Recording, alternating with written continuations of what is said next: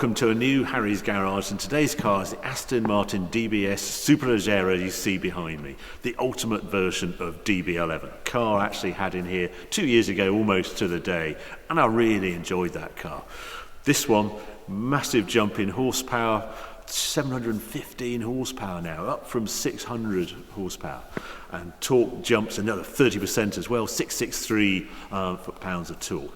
Big numbers, and also list price, as you'd imagine, goes up as well. So £225,000 for the Superleggera, as against 154 last time I tested the DB11. If you actually want the example behind me of Superleggera and this really lovely paint and a few extras on the outside, £267,000.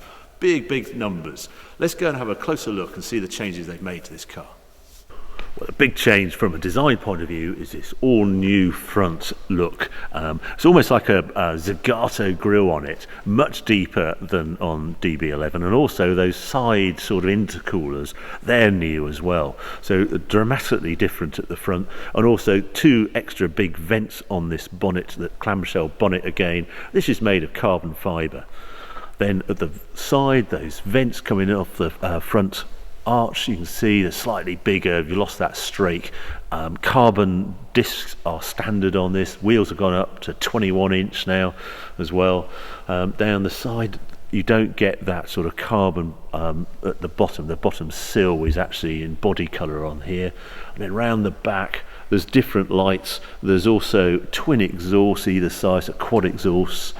And then just a different treatment, this sort of fixed little flip for the aero, same sort of aero. Have a look at it in a bit more detail in a minute. And then the rear lights are different as well. They sort of go straight across above that Aston Martin script. Really quite different. And also on this car, it's got exposed carbon fibre roof as well. So that's all lacquered carbon fibre on top, as are the mirrors. I don't know, I really like the look of the DB11. I think it's a modern interpretation of Aston Martin. Oh, the other change at the front there are those lights, the LED lights, that I'm pleased to report work really well at night. Okay, I love the style of Aston doors. The handle comes out like that and then it sort of rises. It's like it's powered and it comes up at an angle, so higher now, and then it arcs back. I'm just going to show you under the bonnet. If I do that, and I'll show you the boot as well in a minute. First to the front.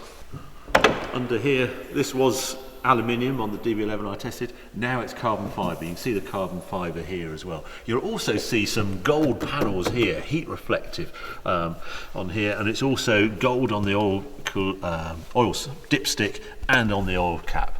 That actually is a £1,400 extra. I think it's £1,495 extra. Not sure if that's great value.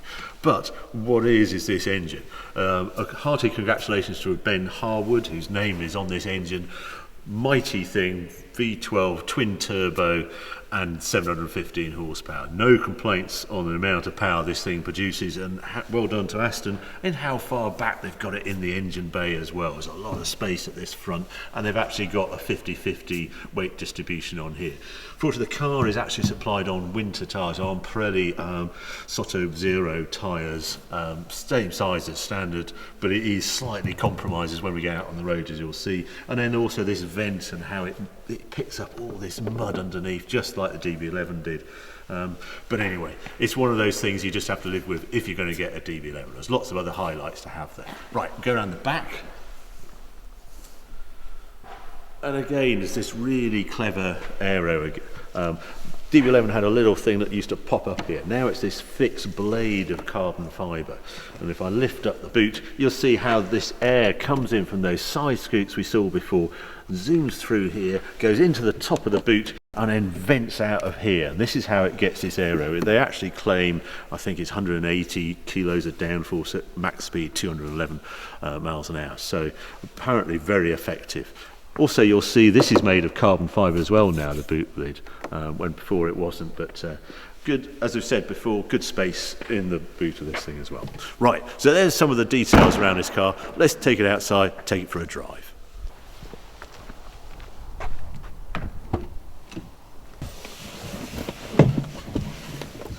DBS on the sill as you get in. It's quite a high sill, but you sort of expect it on a car like this. And here we are. I have to say, from behind the wheel, there's not a huge amount of difference between the DBS and DB11, and it was one of the slightly weaker parts of the Aston I felt with the DB11 when I first drove it. There is just a bit too much Mercedes-esque going on, and the fact you have this screen permanently on display. And then it's reinforced by, you know, had that Bentley Continental GT, and now to have that spectacular interior, and it's a rival for DB11. And this one just doesn't quite have that feel about it, even though they've sort of helped. This seems to be a sort of carbon fibre trim on here or something, which does help. Anyway, let's start things up. Now, yeah. You've probably heard that pops and crackles and quite noisy. I should also point out it still does the two sorts of starting. So I just pressed the start at that time and we got the full noise, the eruption of the V12. Or, if I do it again and hold the button, and then it starts in a quieter mode. And I think that's a really good trick Aston have got there. Because there are times when you don't want the noisy startup, but on this car you can have a choice between the two. Now to get going, I can either just press drive, do that. I could have or just press the paddle. Something I just want to show you also is how good the cameras are for reversing. I've got that bird's eye view and I've got all the cameras all round, and I can see exactly what's either side of me, and steering where I'm going to back into. I know lots of cars have this, but I just think it's one of those really good features we've got on modern cars now. So rather than just parking sensors, you've got the whole thing all visually displayed. On the dash I have a centre rev counter with just the speed in the middle, sets off in GT mode, and off we go. Also presented with this square wheel, which, as I say, weirdly works well. I don't mind it at all. It's not an overly complicated wheel, the amount of buttons on it and things. So yeah, a very nice place to be. And I've got heated seats, which I quite like, because it's 3.5 degrees outside. It's been a bit chilly today. Well, it is December. Anyway, I'll go out on some better roads and join you later.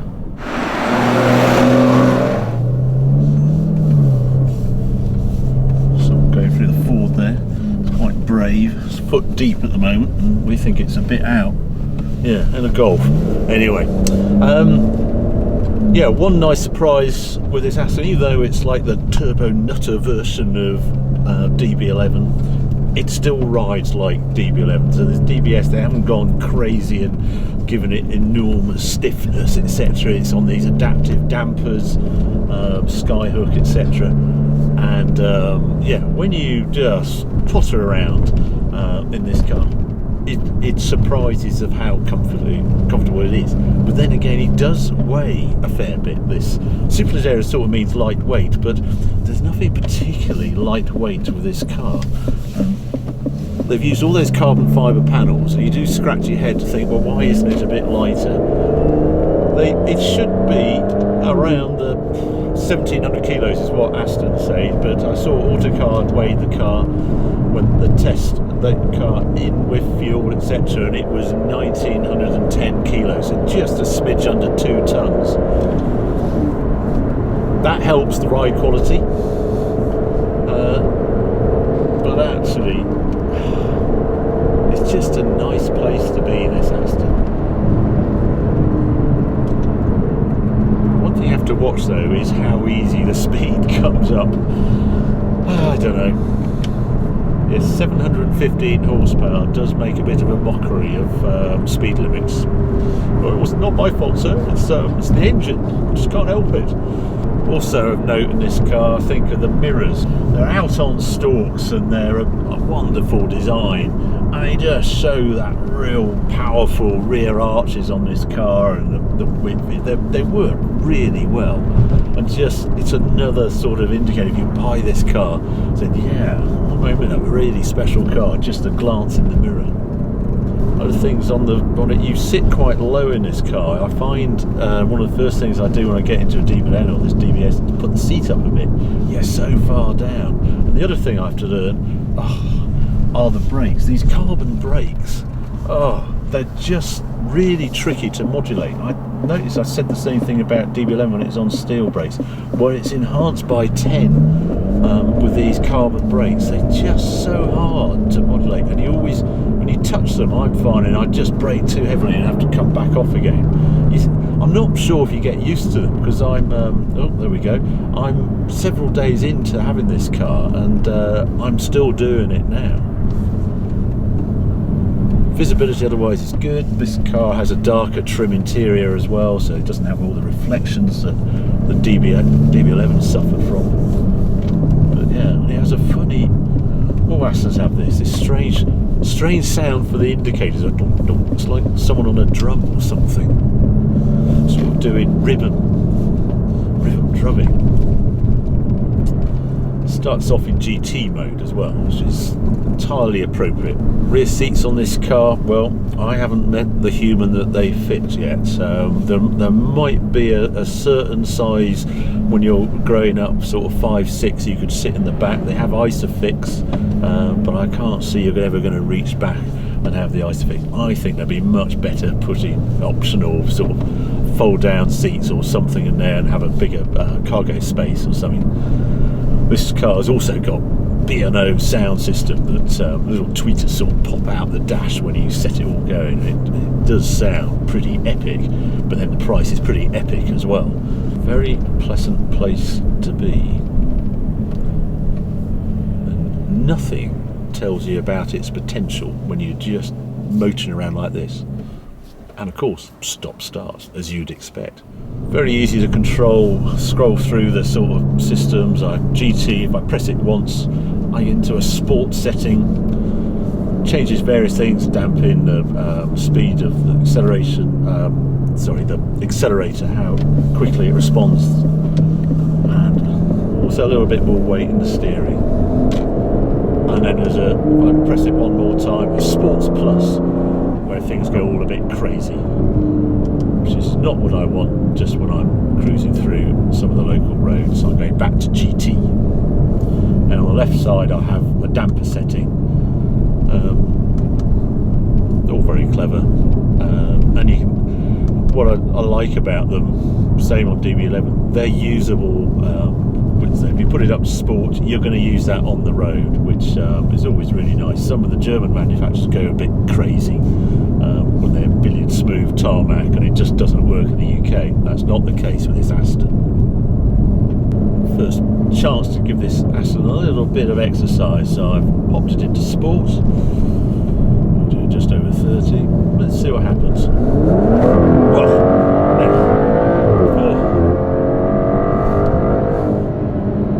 first thing I see is the traction control light come up on the dash. It just can't cope with this amount of torque. Yeah, try and dump the power and all hell lets loose with the traction control. It just can't cope. I think the winters aren't really helping, but that sudden 30% increase in torque is giving this car a serious workout, as we're seeing on some other roads as we go down here. So here, just in normal GT mode, it works a treat, this car. Got double glazed windows, I notice, which just brings down the sound. It's well hushed, it feels lovely. The ZF traditional auto does a terrific job just slurring the changes. And yeah, you can munch the miles away with this car, no problem at all, and I'm really impressed with that. But what happens when I point it down a more, well, dynamic road like this? I'm in GT, I'm going to go up into sports mode, sounds going in, the gearbox is more responsive. Yeah, I start to use the horsepower a bit more. Well, actually, you're really using the torque. That's what this engine's all about. That is a thumping amount of torque, the 661 pound-foot of torque. It actually required a different gearbox from ZF to cope with that torque. And they have to torque limit it in first and second, so you only get full power once you're beyond third gear. They've lowered the gearing as well to make it more accelerative. I know they quoted a 6.4 seconds to 100 miles an hour. the only figures I've seen is Autocar have figured it, and they got 7.4 seconds to 100, seconds slower, but still mighty fast. Not as fast as the Ferrari 812 super fast or something like that, but yeah, 7.4 seconds to 100. You're not going to complain of lack of performance.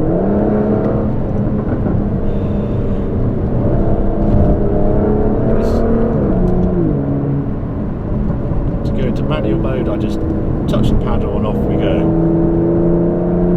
I just demolish a bit of road like this on this wave of torque. But I am seeing the traction control light flicker a lot, especially in the lower gear. So I'm tending to use a higher gear, even there. Yeah, it's just at the limit of what it can deploy on the road, if not beyond. And there's all wet patches today, and they can't just touch there, go through here. Yeah, come on. Oh. Yeah, it's just got some of those characteristics of a turbocharged car where it's harder to balance the horsepower, and I just power out. Can I? No, I can't quite power out. Yeah, it keeps you on your toes, to say the least. Surprised at that. Okay, it's on the winter tyres and it's 2.5 degrees outside, but it's giving those rear tyres a serious workout in conditions like this. So how do you summarise this car? Well, it's a big step on from DB11. Things I really like about it are the looks. They sit outside, it looks modern, it still looks Aston Martin, but it doesn't look, it's not looking back, it's only looking forward, and it's edgy and dramatic, and it has a wow factor. So I really like the looks of it. I like its usability, I like its visibility, ease of controls, and just, in your head you can use this every day. You could with the DB11, and I could with this car, so I love that about it. I love the fact they stuck with a V12 as well. There is a magic to a V12. You just get this glorious bark, even with the turbos. It has a wonderful voice, this car. But I'm afraid there are quite a few buts with this car. One, those brakes. They're driving me nuts. As soon as I'm alright on a road like this, I get into town, I'm moving about, and I've just got to watch. I'm sort of oversensitive, I'm over braking, and I haven't got used to them over the days I've had this car. And then just the amount of horsepower. Here's a little bend around. No chance I can use this. I'm getting to know the traction control light way too much, and I think they've sort of over-egged the horsepower. That maximum torque kicks in at 1800 revs, and it's the torque that overloads the rear tyres. I haven't got a chance to spin the engine up, and it's not happening at the very top end when I'm really pushing the car. It's happening at part throttle, just because that torque just completely overwhelms the tyres. I am compromised because it's 2 degrees outside and I'm on those winter tyres. I think I have to revisit this car in the summer. But if I want to use this everyday car, this is the sort of use I'm going to give it. And you're just careful when you're going for an overtake or something like that. You just at the back of your mind, can I use full power here? And I think they've reached the limit what they can achieve with two-wheel drive. Probably gone past what you can achieve. And then there's the interior. It doesn't feel £270,000 in here. And it's been really shown up, I think, with that Bentley Continental GT I had the other day. That had a spectacular interior, and it was quicker down a road like this because of its four-wheel drive, and it also had that super quick dual clutch transmission. So all together, it actually felt more dynamic than this, and that's a big surprise. So there you go. I have enjoyed this car. I wanted to enjoy it more. In the back of my head, I think I know I will pay extra to have these looks, but would I pay that much extra for this car over the DB11, which is hardly a bad looking car? I don't know. That's where I am in my head with this car. Enjoyable, but a sort of 8 out of 10 instead of a 9, 10 out of 10, which I gave the DB11. There you go. Hope you've enjoyed this video. If you have, keep watching, keep subscribing. More videos coming on very soon.